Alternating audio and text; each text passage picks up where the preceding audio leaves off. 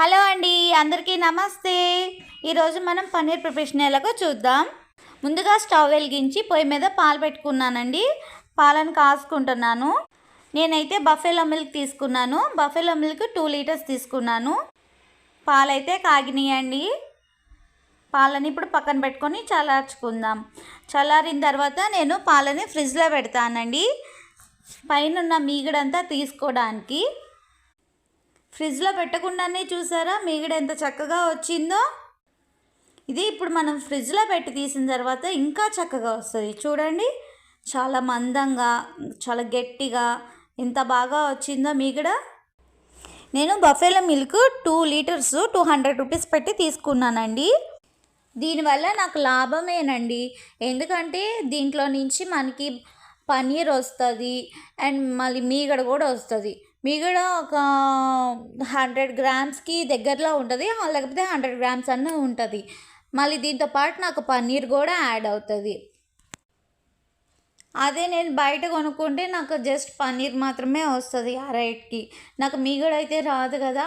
ఇంత టేస్టీ మీగడ, చాలా మందంగా సూపర్ ఉంటుంది మీగడ అయితే తెలుసా. ఇట్లాంటి మీగడ రావాలంటే మనం ఇంట్లో చేసుకోవడమే బెస్ట్. కొద్దిగా టైం పట్టిద్ది, కాకపోతే నేను చెప్తున్నాను కదా, టేస్ట్ ఈజ్ అసలు ఎక్సలెంట్ అండి తెలుసా. నేను ఫ్రిడ్జ్లో పెట్టి తీసాను కాబట్టి మళ్ళీ కొద్దిగా వేడి చేయాలి. సో అందుకనే పొయ్యి వెలిగించి మళ్ళీ పొయ్యి మీద పాలు పెడుతున్నాను. కూలింగ్ తగ్గాలి. కొద్దిగా కూలింగ్ తగ్గిన తర్వాత దీంట్లో వెనిగర్ వేసాను, కొద్దిగా వేసాను. వేయగానే వెంటనే ఇరిగిపోతుంది పాలు.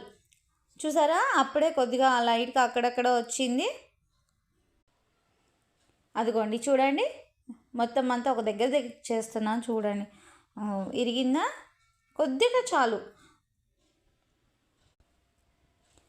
1 స్పూన్ వెనిగర్ వాటర్లో కలుపుకొని వేసుకుంటా, లేకపోతే ఇలా డైరెక్ట్గా వేసేస్తానండి. ఎట్లాగైనా పర్వాలేదు.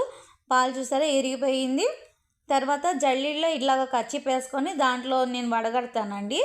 కొద్దిగా ప్రెస్ చేస్తా, ఎక్కువ ప్రెస్ చేయను. మళ్ళీ దాంట్లో ఉన్న వాటర్ మొత్తం పోతుంది. వాటర్లో కూడా ప్రోటీన్స్ ఉంటుందండి. ఇట్లా ఒక 2 మినిట్స్ ఉంచేసి తర్వాత తీసేస్తాను. చూసారా ఎంత బాగా వచ్చిందో పన్నీర్. జస్ట్ 2 మినిట్స్లో వచ్చేసిద్ది. ఇది నాకు ఒక అరకిలోకి కొద్దిగా తక్కువ, 1/2 కిలోకి ఎక్కువ వచ్చిందండి. నేను లాస్ట్ టైం తూకం వేయించుకున్నాను కాబట్టి నాకు అంత పర్ఫెక్ట్గా చెప్తున్నాను. నచ్చితే లైక్ చేయండి, షేర్ చేయండి, కామెంట్ చేయండి. Please subscribe. Thank you for watching.